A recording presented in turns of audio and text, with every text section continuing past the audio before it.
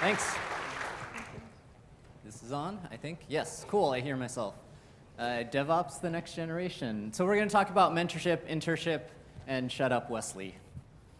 So let's talk a little bit about social experiments, because I particularly love psychological studies and social engineering and things like that. So there's a fantastic study that was done by Northwestern University and Stanford University. Some researchers decided to study essentially what happens when you bring new people onto teams. And so the way that they set up this experiment, they had some groups, and they defined these groups as old-timers, people that have been around in a group for a long time. They have the same social backgrounds, the same common understandings, and they introduced a newcomer to the group. And so they had the old-timers work on a problem, try to solve it, and then the newcomer would come in, analyze the data, and present their ideas, and they saw how they meshed and how they actually went about solving the problems. And so the way that they classified all of these groups, the first was that there was a group of old-timers that had a particular opinion. They brought in a newcomer from the same social background, so similar socially, and that had a similar opinion. So that was group one. They broke it down again into another group that had a similar social makeup with the newcomer, but where the newcomer didn't have a strong opinion either way, and then a third group of similar socially, but the newcomer had a completely different idea. They built out this matrix a little bit further, introducing yet another variable where the old-timers were similar socially, but the newcomer was socially different. So completely different background, different understanding of things, but had a similar opinion, and then again with that neutral opinion, and then finally again with a different opinion. So before I dive into the study results, who are we? Well, I'm Jason. I would be what's considered an old-timer at Datadog. I've been around for a while. I am on the technical evangelism team, so that means that I do what I call docs and talks. I write technical documentation. I come to events like this and I speak. As was mentioned by Steve, I am a nomad, so I travel around. If you're from somewhere else, I'd love to hear about it because I am looking for places to live. I'm GetBisect on Twitter. Jason.Yee@DatadogHQ. So if at any time you have questions, particularly if you go home and you have questions about how we do mentorship, feel free to email me. And let the rest of the speakers introduce themselves. So I'm Elijah Andrews. I'd also be what's called an old-timer for this talk. So I work out of the New York office at Datadog. I'm a software developer. I work on our real-time time series data processing pipelines. I also run our co-op program, the University of Waterloo co-op program, which I'll talk about a bit later at Datadog. And you can send me an email too if you have any questions about what I'm about to talk about. Hi, I'm Rachel. I'm a student at the University of Waterloo right now. So I've done several internships as part of my program. For example, I worked at PagerDuty for a couple of terms, and most recently Datadog, and I'm at Shopify right now, and there's my email. Cool. So a little bit more about Datadog, just where we're coming from. Datadog is a metrics, APM, or tracing and logging as a service company. Give you an idea of the scale of what we handle. We do trillions of points of data every day, thousands and thousands of customers. So we handle that all for people like you, make it easy. We are hiring, not just interns, but we're hiring. So if you're interested in creative challenges, if you're interested in building tools for other engineers, hit us up or go to jobs@datadoghq.com. So we're talking about this study, and why does this matter? Well, it's really about building better teams, right? If we're talking about DevOps and how developers and operations engineers and management and everybody within an organization works together, there's an understanding that diversity matters, that we need these other perspectives, these points of views to inform us to build better products. So if we dive more into the study, well, they asked the people to do a self-assessment within each of these groups. How did they feel? And not too surprisingly, the uniform groups, the groups that were pretty much the same social background for both the old-timers and the newcomers, they all thought that they did really well. They thought, clearly my idea must be good because this newcomer came in and they had the same idea, we're all on the same page, this is fantastic. Conversely, the the group that was heterogeneous, that had a mixture with that newcomer with a different idea, they all felt that they did really poorly. They had struggles in actually trying to solve these problems.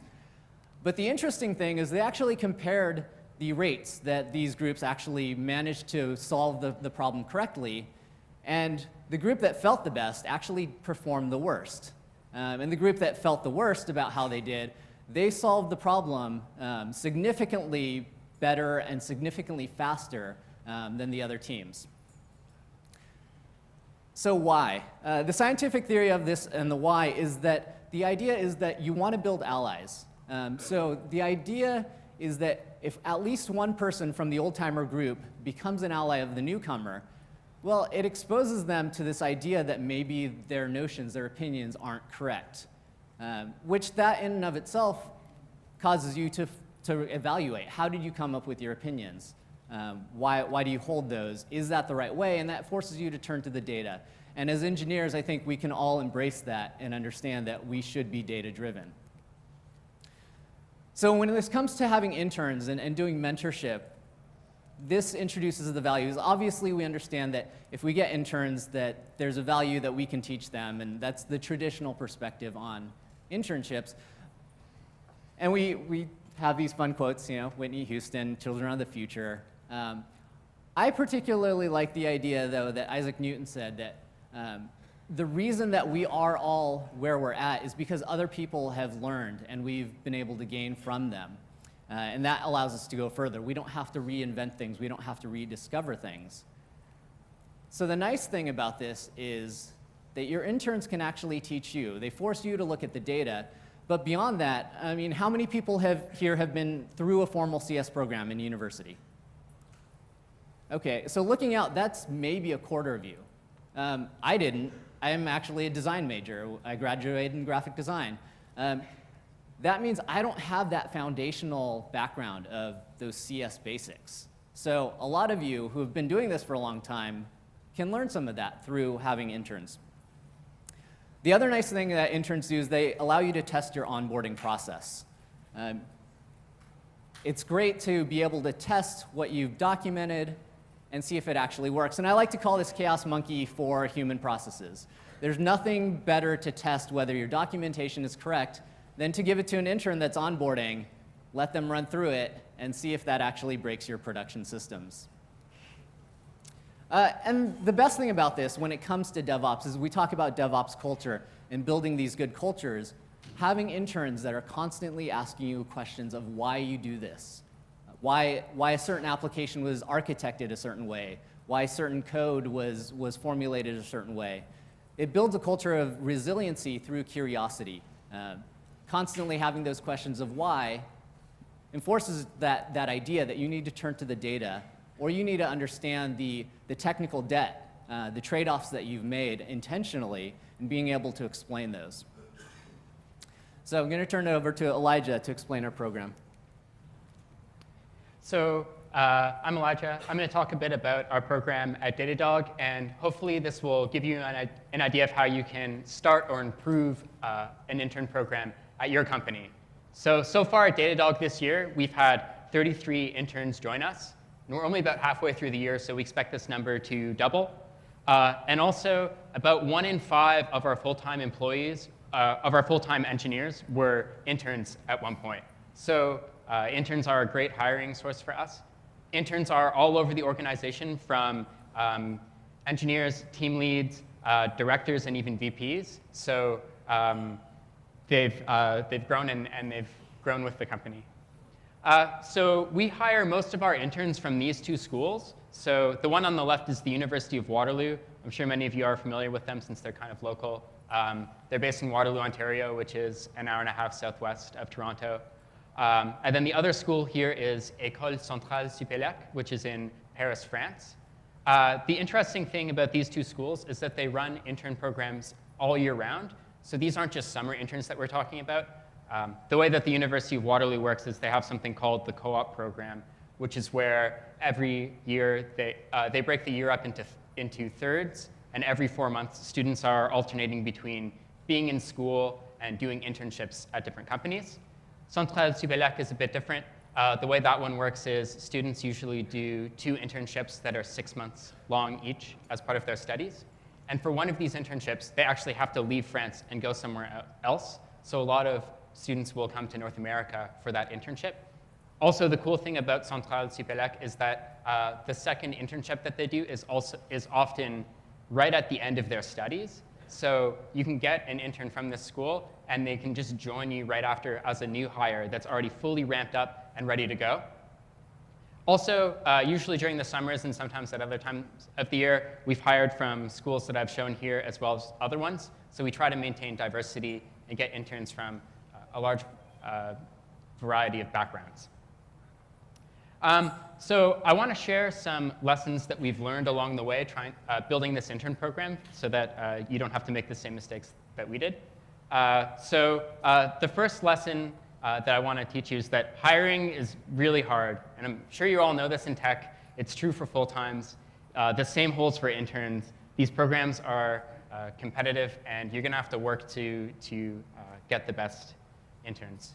So to illustrate this point, I want to tell a story.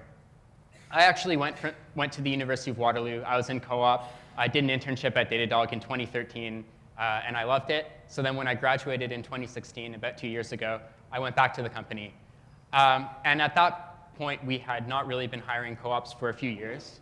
And I decided that I wanted to restart our co-op program and sort of give back to the school and the students that got me where I was.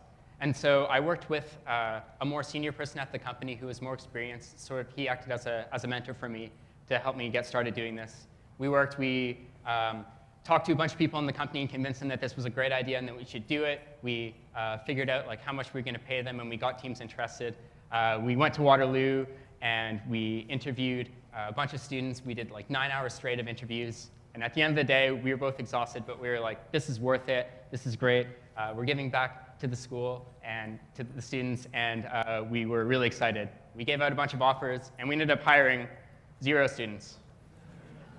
And that was awful. And we felt like we sort of had wasted all of our time, and we were just mortified that we didn't get any students that wanted this job. So then I actually went to the person that was working with me and said, should we even bother doing this again?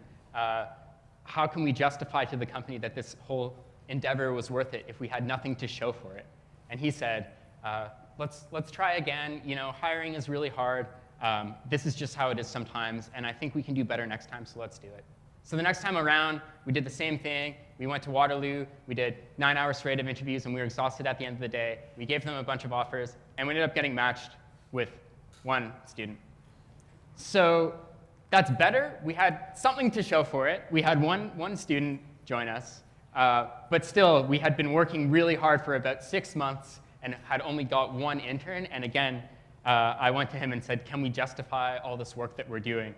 And he said, let's try one more time, and if we don't have anything good to show for it, we're going to stop doing this forever. And actually, luckily, the next time around, we ended up hiring 7 co-ops. And the time after that, we hired 7 again. And right now, we have 13 co-ops from the University of Waterloo at our company. So you can see here how this has changed over time.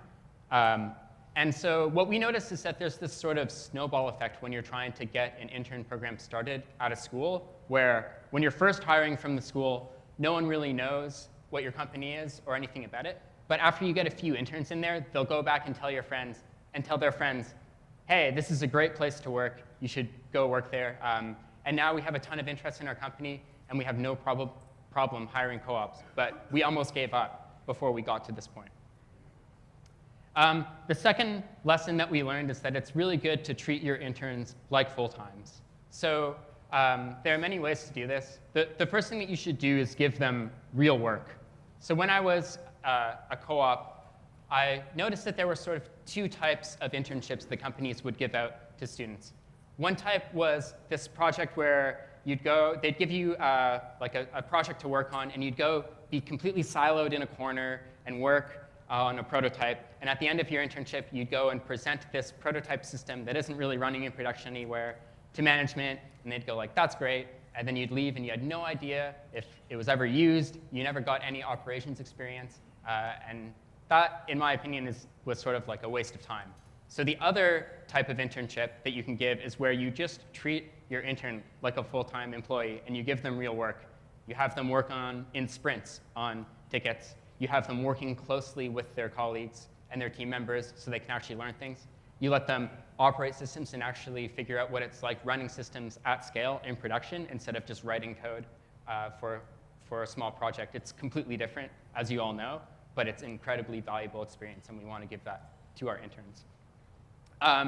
Give them real compensation like you would with real full-time employees. So we have engineering offices in major cities, New York, Paris, and Boston. And these cities are really expensive to live in. And you don't want your intern commuting in 2 hours a day and only eating Kraft dinner because they can't afford to have anything else. That's not how you line them up for success. You line them up for success by letting them live a comfortable life.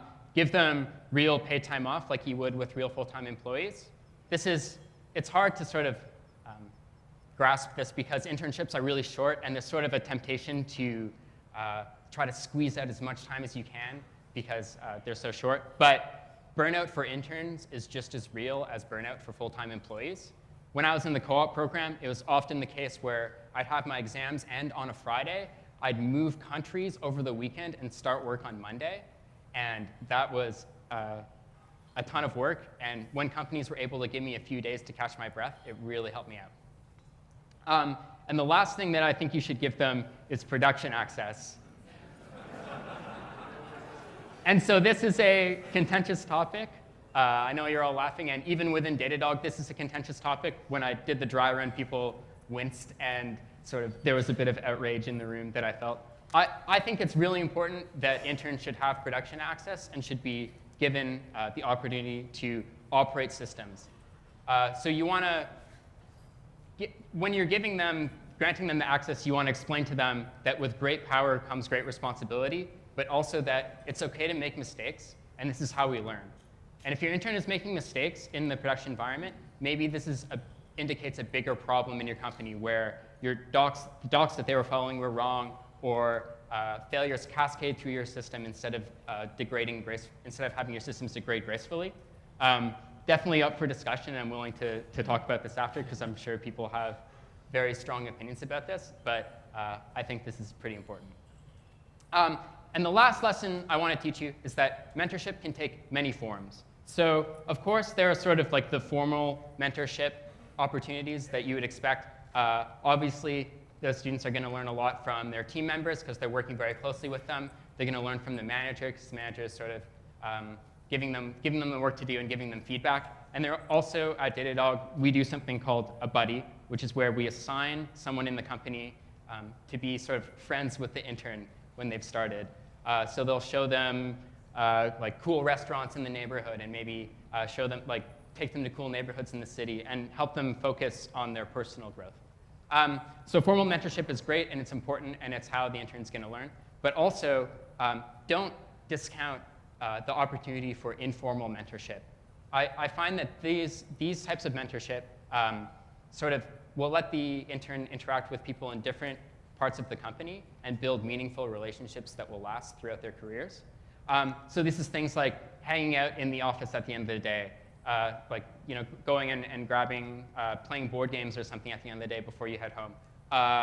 Lunches, so if you do catered lunches at your company, that's definitely a good time to talk. Or if you go out for lunch, invite the intern with you and have a chat as you're walking down the street. It's a great way to get to know interns. At Datadog, we do something called Party Pups, which is where every month we have an outing. Here you can see a ridiculously large foosball table. And this is a great way to talk to interns that you would normally not interact with. And one other thing we do at Datadog, which is really cool, is called Donut. Donut is a Slack bot. So the idea is that everyone that's interested in this joins a Slack room, and every 2 weeks, this bot will go and pair you with a random person in the company. And in those 2 weeks, you're supposed to go grab coffee or lunch or a donut or something with that person and have a conversation about whatever you want. And I actually got matched with several interns through this process and built meaningful relationships that last to this day. So one of the donut partnerships that I had in January actually was with Rachel while she was an intern with us. So I thought most of us here are probably not students, but I thought it'd be good to get the perspective of an intern to help us understand how we can improve our own programs, things that we should think about when we're thinking of starting internship programs within your organizations. So Rachel, how did you evaluate Datadog, and how do you evaluate companies in general for internships? So I guess just like the same with full-time positions, like the job description is pretty important to me. So for the University of Waterloo, there's like a job portal where you can find like positions for your internship. And the things that I usually look for is making sure that the company values the same thing that I value in my internship. So having a steep learning curve and feeling like I will be doing meaningful and actual work, as Elijah mentioned, that will bring value to my team and to the product is really important. Mentioning mentorship in the job description, I think, is also important because I want to learn that I'll have a good support system when I'm interning there. Yeah, like figuring out like the kind of like work and team culture through the job description, through the website. And yeah, as Elijah mentioned too, I've always asked around, and like the co-op program at Waterloo is so extensive that like no matter where you're applying, you'll always know someone or know someone who knows someone else who has either worked there or has interviewed there and has some kind of opinion about that. So for example, like 3 of like the 13 interns at Datadog right now are actually my classmates, and they all know that I worked there and they asked me about it, and of course I had nothing but good things to say, so they're all there. We paid you for that, right? Yeah, so building up like a good reputation like through the intern program is really good, and then you'll end up hiring more and more throughout the terms. Cool.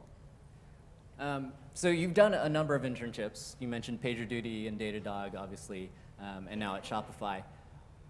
How have they, not so much how have they compared, but what separates a good mentor from a great mentor? So from the start, something that Elijah also pointed out, mentorship does come in many forms, not just from one single mentor. So I've had experiences where I had like one actual formal mentor, and then other experiences where my team was really small, and so everyone just kind of helped me out. So making sure that you're placing an intern on a team that's both ready and capable and also excited to have an intern, that's super great. When I go join a team and they're like, oh yeah, we're so excited to have this intern, it's gonna be awesome. I'm like, okay, you want me here, that's great. And that's always nice. Having a good onboarding process, or at least providing a good support system through that, because I've been onboarded several times and having to ramp up every single time. Like, you do get better at it over time, but still there's so much to learn in such a short period of time. Like getting ramped up on the company, the product, and what the team does, how the team works. I find it's something that gets forgotten about during the onboarding process. But I always notice like slight differences, and if I ask someone a question, should I Slack them, or which Slack room should I join for help when I'm setting up my machine? That's really helpful. And then another thing that I find is sometimes can be hard to get to nail down during an internship, but is really important, is figuring out the good tasks for an intern to work on during their term there. And I think to make that a good experience is to have really good communication between the mentor and an intern, or whoever else is supposed to be helping them figure out what they're going to work on. I've had really good experiences with mentors who will sit down with me and really try to figure out my level of experience, because when you're hiring interns, they'll come from various different backgrounds. Like, they study different things, they've worked at other various different companies in their past internships. So figuring out my comfort level and what I want to work on and taking my interests into account is really valuable. Mentors in general who create a good environment where I feel okay to ask questions when I need help, and question things about the company and try to learn more through that process is really great. Mentors will also ask me for feedback on their own mentorship abilities. That just is like a win-win. Like, as an intern, you'll feel like you're opinion is valued, and as a mentor, you'll also get better at mentoring others.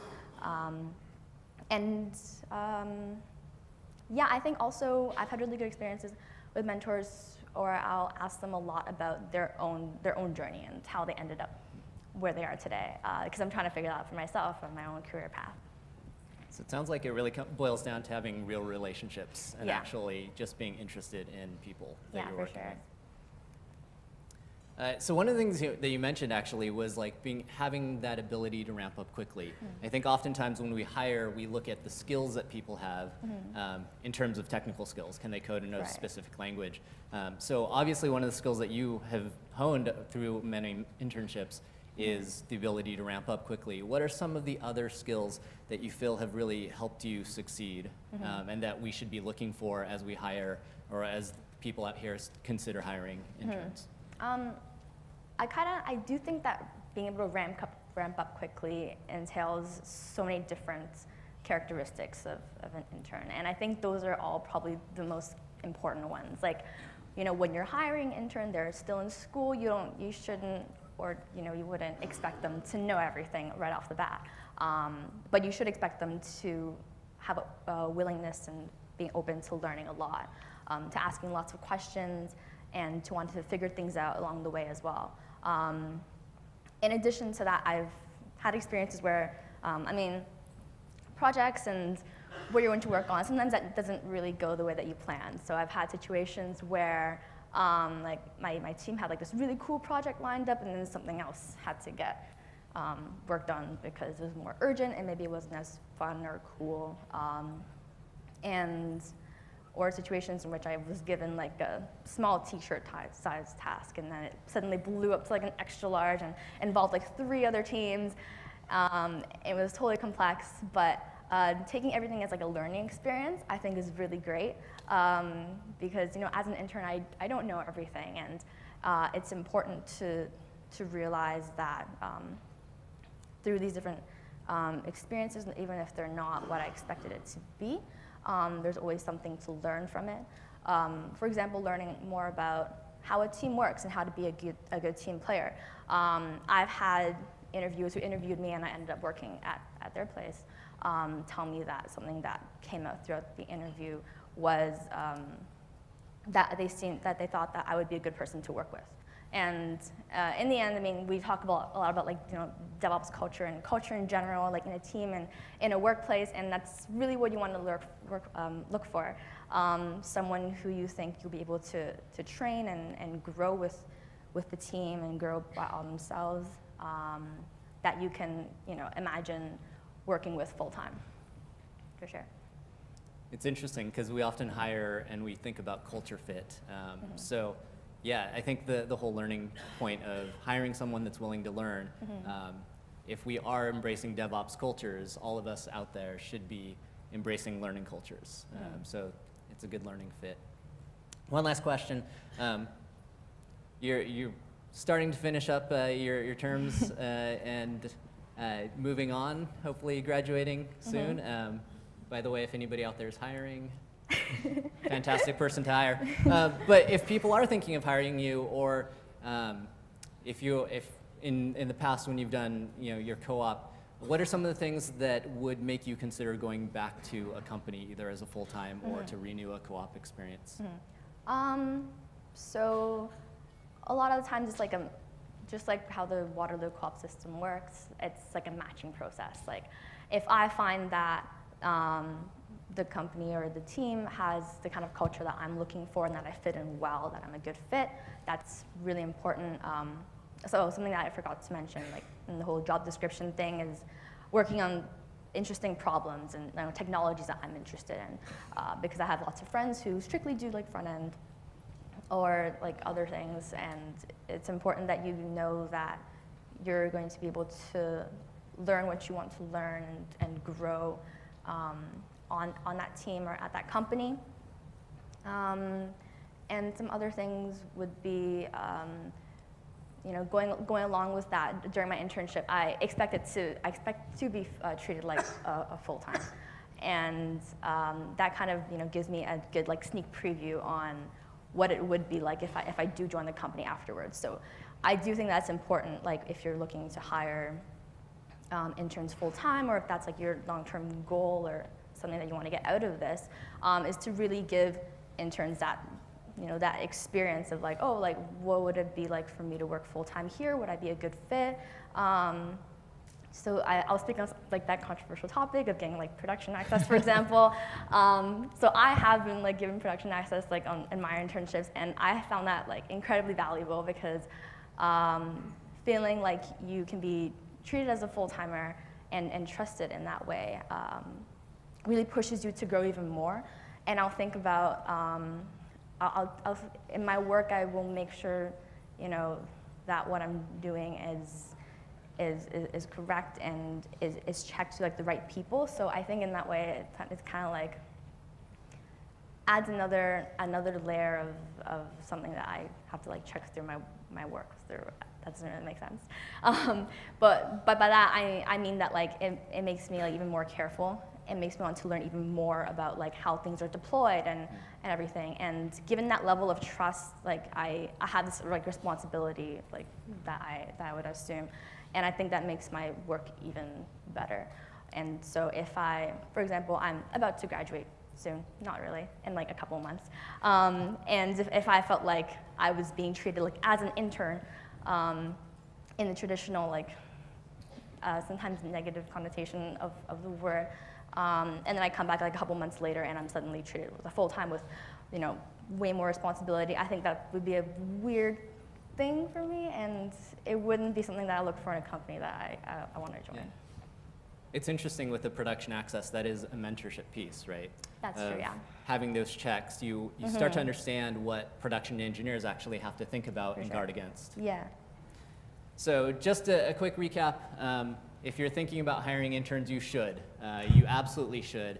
It's very beneficial, not only for them, but tons of benefits for your company, for your teams, for the culture within your company. As Elijah mentioned, hiring interns is hard. Don't give up. Keep pushing through. As Rachel mentioned, they all talk with each other, and that has a great snowball effect. Treat interns like full-times. There's no other way to do it, really. If you're treating interns like the people that just go get you coffee or that do the menial tasks, you're never going to get great interns. You're never going to get that culture change and those benefits. And then mentorship takes many forms. So think about that. Hang out with those mentors or with those interns. Start to impart your knowledge, because all of you have been around for quite a while. You have great experiences. Those experiences should be shared. And similarly, the knowledge that kids are getting in university these days is fantastic. They're picking up all that formal training that you may not have. So with that, I'd like to wrap it up. As mentioned, we do have contact info. If you are considering starting something, a program, feel free to reach out to us later. And if you know anyone that's looking for an internship opportunity, we're happy to talk as well. And there are slides in case you need to download and reference anything. Thanks. Thanks very much, team.